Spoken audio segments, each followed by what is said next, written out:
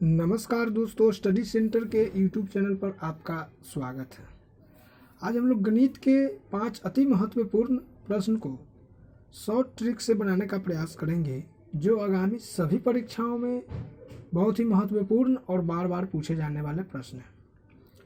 तो चलिए दोस्तों, पहले प्रश्न की ओर चलते हैं। हमारा पहला प्रश्न है, एक दुकानदार अपने लेख को 10% हानि पर बेचने का वादा करता है, लेकिन बेचने के समय वह 20% कम वजन का उपयोग करके अपने लाभ प्रतिशत की गणना करता है।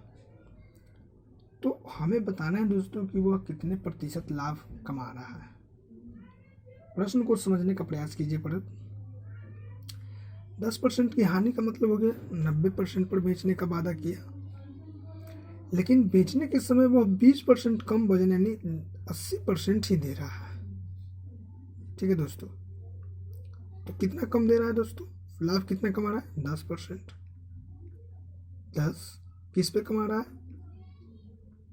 80 पे कमा रहा है। तो उन्हें परसेंटेज में पूछा है तो 100, यही तो आंसर हो जाएगा दोस्तों। 1 शून्य से 1 शून्य कैंसिल हो जाएगा, ये कट जाएगा।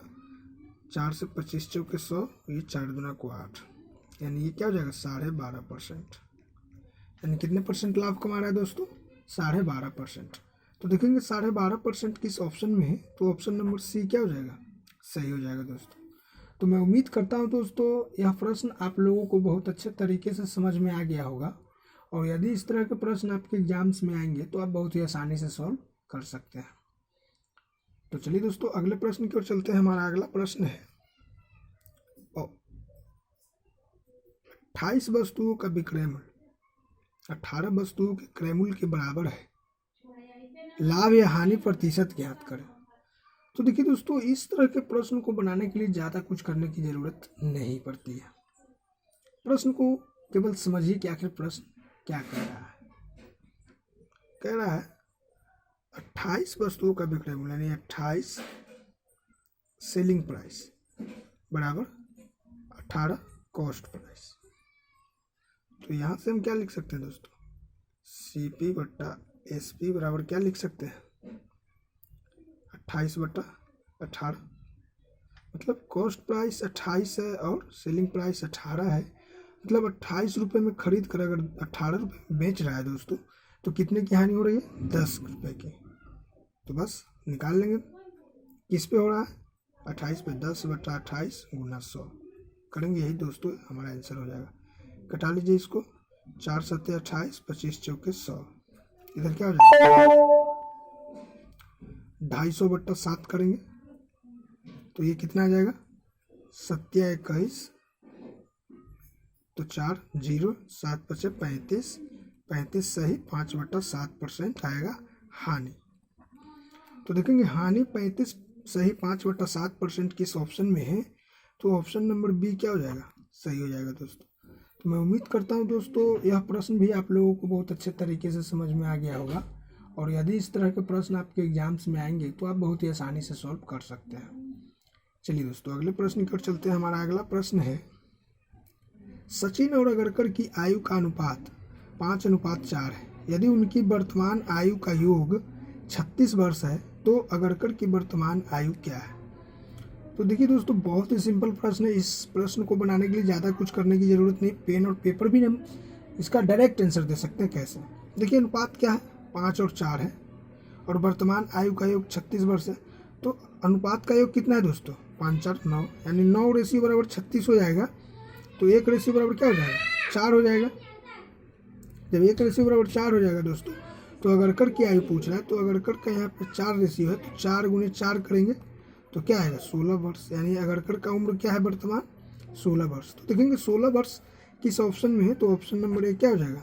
सही हो जाएगा दोस्तों। तो मैं उम्मीद करता हूं दोस्तों यह प्रश्न भी आप लोगों को बहुत अच्छे तरीके से समझ में आ गया होगा, और यदि इस तरह के प्रश्न आपके एग्जाम में आएंगे तो आप बहुत ही आसानी से सॉल्व कर सकते हैं। चलिए दोस्तों, अगले प्रश्न की ओर चलते हैं। हमारा अगला प्रश्न है, 40 पुरुष किसी काम को 15 दिन में समाप्त कर सकते हैं। ठीक है, यदि काम को निर्धारित समय से 3 दिन पहले पूरा करना हो तो कितने पुरुष और नियुक्त करना चाहिए? प्रश्न को समझिए दोस्तों। कह रहा है कि 40 पुरुष है जो किसी काम को 15 दिन में कर सकते हैं। लेकिन फिर आगे कह रहा है कि यदि काम को निर्धारित समय से 3 दिन पहले, यानी 15 से पहले 3 दिन, यानी 15 दिन से 3 दिन पहले क्या होगा, 12 दिन में पूरा करने के लिए और कितने पुरुषों की आवश्यकता होगी। तो इसके लिए हम लोग फॉर्मूला बताते हैं आपको, M1D1 बराबर M2D2। बस इस फॉर्मूला से हम लोग सॉल्व कर सकते हैं। कैसे, देखिए 40 गुने 15 बराबर M2 तो हमको पता ही करना है दोस्तों, और ये D2 क्या है, 3 दिन पहले मतलब 12। अब इसको M2 बराबर यहाँ से घटा लीजिए, 40 गुने 15 बटा 12 करेंगे, ये 3 चौका 12, 3 पचे 15, ये कटेगा 4 दाह को 40, M2 बराबर 50। यानी 50 आदमी लगेंगे दोस्तों, तब जा कर के निर्धारित समय से 3 दिन पहले काम पूरा हो जाएगा। लेकिन समझने की बात है दोस्तों, पहले से 40 आदमी थे तो मतलब और कितने आदमी लगाना पड़ा, 10 आदमी। तो इसका आंसर 10 आदमी होगा दोस्तों, ऐसा नहीं कि 50 होगा। 10 पुरुष और लगाएंगे तब जा कर के काम 3 दिन पहले पूरा हो जाएगा। तो देखेंगे 3 दिन किस ऑप्शन, सॉरी दोस्तों 10 दिन किस ऑप्शन में है, 10 पुरुष, तो ऑप्शन नंबर ए क्या हो जाएगा, सही हो जाएगा दोस्तों। बहुत सारे स्टूडेंट क्या करते हैं, आंसर 50 टिक करते हैं, जो कि सही नहीं है, गलत हो जाएगा। चलिए अगले प्रश्न की ओर चलते हैं दोस्तों। हमारा अगला प्रश्न है और आज का आखिरी प्रश्न है और बहुत ही महत्वपूर्ण प्रश्न है दोस्तों। इस तरह के प्रश्न आपके एग्जाम्स में आते ही आते हैं। प्रश्न है, किसी वस्तु को 625 रुपये में बेचने पर हुआ लाभ उसी वस्तु को 435 रुपये में बेचने पर हुई हानि के बराबर है, उस वस्तु का क्रयमूल बताएं। तो दोस्तों आप लोग को याद भी होगा, मैंने पिछले वीडियो में भी आप लोगों को बताया होगा, अगर इस तरह के प्रश्न आपको जैसे एग्जाम्स में दिखे, बस आप इस फार्मूला को यूज कीजिए, x + y/2। इस फार्मूला के आधार पर आप इस तरह के प्रश्न को सॉल्व कर सकते हैं। तो x के जगह पर क्या हो जाएगा, 625 + 435/2 कर देंगे। 6 4 10, 35 25, 40 20 60, यानी 10/160/2। इसको कटा लीजिए, 2 पचे 10, 2 तिया 6, यानी क्रयमूल इसका क्या हो जाएगा, 530 रुपये। तो देखेंगे 530 रुपये किस ऑप्शन में है, तो ऑप्शन नंबर सी क्या हो जाएगा, सही हो जाएगा दोस्तों। तो मैं उम्मीद करता हूँ दोस्तों सारे प्रश्न आप लोगों को समझ में आ गया होगा, और अगर इस तरह के प्रश्न आपके एग्जाम्स में आते हैं तो आप बहुत ही आसानी से सॉल्व कर सकते हैं।